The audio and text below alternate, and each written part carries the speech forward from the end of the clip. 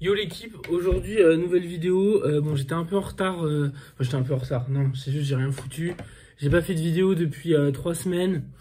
J'avais pas trop d'inspi et puis j'avais pas non plus trop le temps, plus un peu malade, donc forcément pas au max de la forme. Aujourd'hui je reviens pour une nouvelle vidéo. Du coup je vais parler de la contrefaçon.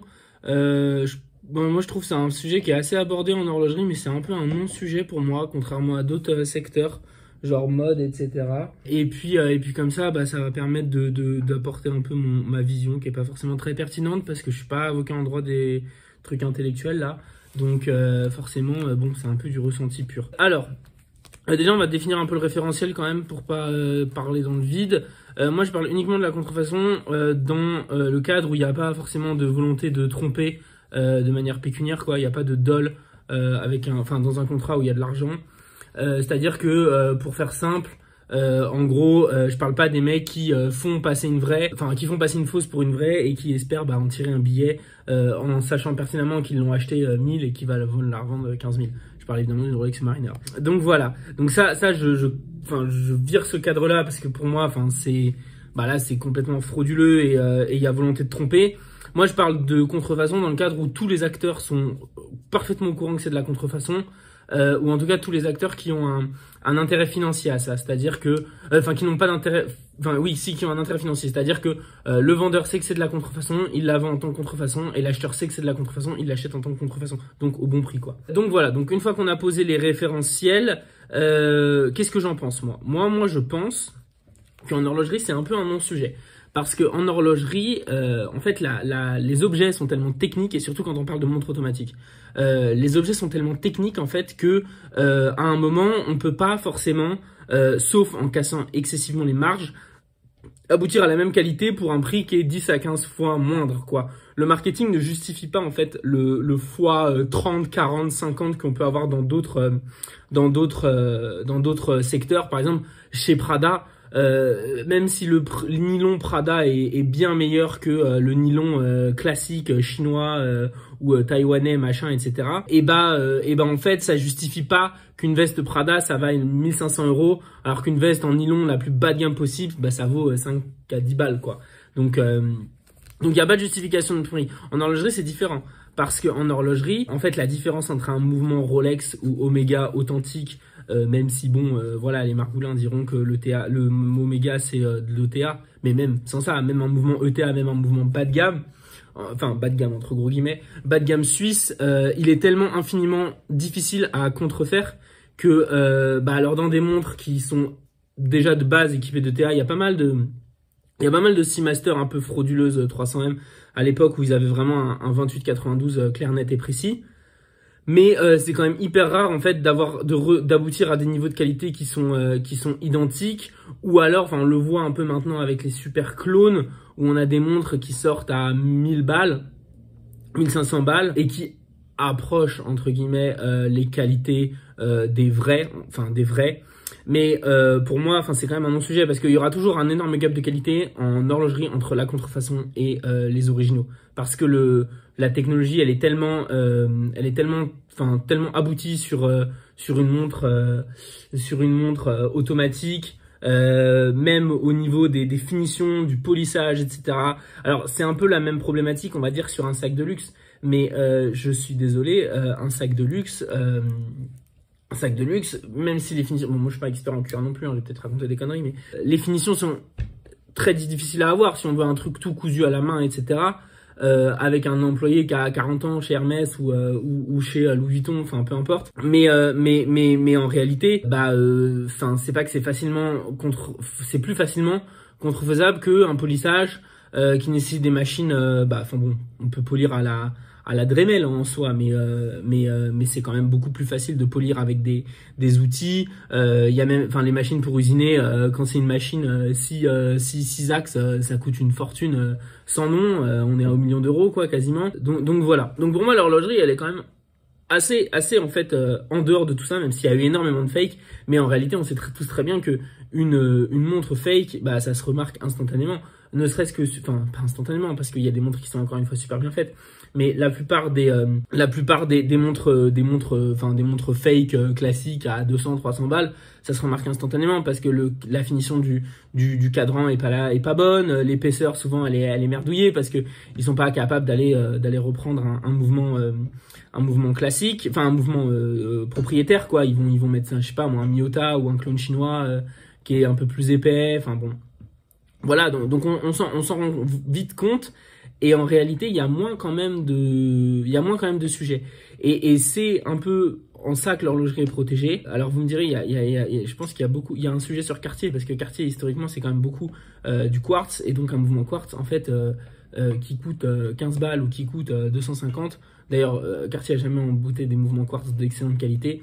Donc de toute manière, ouais, là, il y a un sujet de contrefaçon qui arrive, même si bon, il y a encore la finition du boîtier, du cadran, etc., l'assemblage, ça devient quand même plus compliqué. On peut aussi voir, enfin je sais pas, on achète une Rolex, voilà, on se rend compte que le mouvement à l'intérieur c'est un, je sais pas, c'est un NH35 ou un mouvement Miyota, bah déjà rien qu'en termes de fréquence, c'est pas la même, donc bon ça casse tout. Donc l'horlogerie elle est quand même hyper protégée par en fait l'apport qualitatif que c'est, et c'est pas seulement un faire valoir, c'est réellement le cœur du sujet en fait. Le gap technologique entre quelqu'un qui veut se mettre à faire des montres dans son garage qui ressemblent à des Rolex et une usine en Suisse qui est sous vide, n'importe quoi, mais qui est en salle blanche, etc., où il y a des pressions pour pas qu'il y ait de poussière, enfin bref, le niveau d'infrastructure et de matériel qu'il faut pour aboutir à une montre qui ressemble un peu, ça nécessite énormément d'investissement, et donc forcément on est protégé de ça, ce qui n'est pas le cas dans le luxe, dans les autres branches du luxe, parce que dans les autres branches du luxe, comme je disais, un nylon chez Prada, un nylon, en soi c'est pas au mètre carré que ça coûte très très cher, donc bon voilà, donc ça c'est un peu pour le cadre dans lequel on se trouve. Moi je trouve qu'en fait ça sert à rien de porter du fake, parce que de toute manière on le sait que c'est du fake en fait, on le sait par le ressenti qualitatif que c'est. Alors après il y a des gens qui n'ont jamais vu la vraie, donc qui s'en tapent complètement, mais on le sait, et en fait on sait que quand on achète une montre, c'est pas uniquement pour la marque, enfin en tout cas moi c'est dans cette optique là que je suis, mais c'est aussi beaucoup pour la technologie quoi. Et si on a acheté une Rolex ou une Omega ou une, je sais pas, une Tudor, enfin bref, et que on s'est dit ouais putain trop bien, je veux ce mouvement là et tout, je veux ce genre de finition là, et qu'on se retrouve avec la même mais avec un Miyota dedans, avec une lunette au lieu d'être en céramique, bah elle est en espèce de verre un peu éclaté quoi, qui mettent souvent pour remplacer la céramique, dans une céramique de bien moins de qualité, c'est pas la même pigmentation, etc. Bah en fait, enfin bon, on se ment à nous-mêmes, et c'est pas forcément hyper valorisant quoi. Le sujet après, là où je voulais en venir un peu plus, c'est un peu sur les personnes qui sont exposées à la contrefaçon, mais de manière plutôt induite, c'est-à-dire nous les spectateurs d'horlogerie qui aimons la vraie horlogerie et qui vont être exposés à des mecs qui portent du fake. Souvent sur un groupe il y a toujours un pélo, il arrive, il est là, le mec, il pose sa vieille fake et tout, il croit impressionner des gens, etc. Et en fait, bah, genre, c'est cramé à 10 000 que c'est une merde immonde mal faite, quoi. Donc, tout le monde l'insulte, etc. Et moi, mon postulat, c'est quand même d'être assez chill, en fait, là-dessus. Parce que, en gros, nous, on sait que bah, c'est de la merde et que bah, c'est pourri. Mais en soi, est-ce qu'on va critiquer un mec qui achète une Orient, tu vois? Bah, une Orient, en vrai, bon, c'est pas ouf, hein, non plus, en termes de qualité. C'est bien, mais c'est quand même pas ouf, tu vois? Et il y a des fakes qui sont bien mieux finis que des Orients. Donc, voilà. Et en fait, l'argument qui se dégage de tout ça, c'est ouais, vous nuisez à l'image des marques. Encore une fois, du fait de la complexité technique que c'est, pour moi, ça ne nuit pas à l'image des marques. Parce que quand tu vois une vieille Rolex de merde, une vieille Omega de merde, ça a jamais nui à l'image des marques. Par contre, une casquette Gucci en toile cirée, bah ouais, en fait, c'est tellement facile à reproduire que tu peux en inonder le marché, et bah en fait, oui, ça va nuire à l'image de marque. La contrefaçon, ça a jamais nui à l'image de Rolex, parce qu'on sait que parce qu'on sait qu'en fait que la fabrication, enfin en fait le produit se justifie de lui-même quoi. Ce qui est pas le cas d'une casquette Gucci en toile cirée. Le produit ne se justifie pas de lui-même. Ça reste quand même excessivement cher pour un truc qui factuellement vaut pas. Après on va pas négocier les marges. Je sais pas, peut-être que les marges en horlogerie elles sont entre 10 et 15. Le truc, c'est que dans le luxe, les marges, sur certains produits, évidemment pas tous, mais les marges, elles sont de 40, 50, 60. Donc forcément, c'est moins justifié. L'autre sujet, c'est que vous n'êtes pas actionnaire de ces putains de marques. Donc ça sert à rien de les défendre bec et ongles. Enfin, en soi, qu'est-ce que tu t'en fous? Ok, t'as acheté la vraie, toi, tes clients, machin, etc. T'as mis des ronds. Mais qu'est-ce que tu t'en tapes pour l'image de marque de la vraie? Enfin, qu'une fausse arrive et te dise, sachant qu'en plus c'est cramé à 10 000 que c'est une fausse. Donc ouais, non, ça va pas niquer ton image de marque. Les gens achètent pas moins de Rolex ou moins d'Omega parce qu'il y a des fakes. Donc, enfin, en soi, ça te touche pas personnellement. Et donc, en fait, aller bully un peu les gens, faire des raids là, dès qu'il y a un mec qui poste une fausse Rolex, il se mange 70 commentaires, haha, gros bouffon, ta montre elle est pourrie. Bah ouais, certes elle est pourrie, on le sait, mais on le garde pour soi, quoi. Moi je vais pas critiquer les gens qui portent des Tissot PRX, tu vois. Genre bon voilà, les Tissot PRX, tout le monde sait que c'est éclaté. Donc bon, c'est qualitatif, mais c'est de la merde, quoi. Tout le monde en a, et puis c'est pas beau quand même. Donc voilà, donc je pense qu'il faut être un peu plus chill quand même sur ça. Je pense qu'on sait tous très bien de toute manière que nos montres elles valent leur prix, même s'il y a eu des augmentations, etc. Machin, il y a aussi une augmentation de qualité, hein. Quoi qu'on en dise, quand on compare de la Seamaster 200 là que j'ai par rapport à la Seamaster 300, il y a rien à voir. C'est pas du tout le même niveau de finition. Donc il y a eu une augmentation de prix, mais ça c'est un autre sujet. Et donc en fait, il faut être un peu chill par rapport à la contrefaçon. Et je pense que par extension, c'est un peu la même chose avec les montres hommage en fait. Qu'est-ce que vous vous en tapez qu'une Pagani ou qu'un mec sorte une Pagani ou une Rolex ou une je sais pas moi, une Daviosa. Bon, Daviosa, je trouve ça un peu bête de mettre 700 balles là-dedans, mais bon, après, chacun fait ce qu'il veut. Et donc, en fait, qu'est-ce qu'on s'en tape? Genre, on s'en tape de ça, en fait, que tu portes une montre hommage qui ressemble et tout. Moi, je suis pas forcément fan de ça. Je suis pas fan d'acheter une Pagani.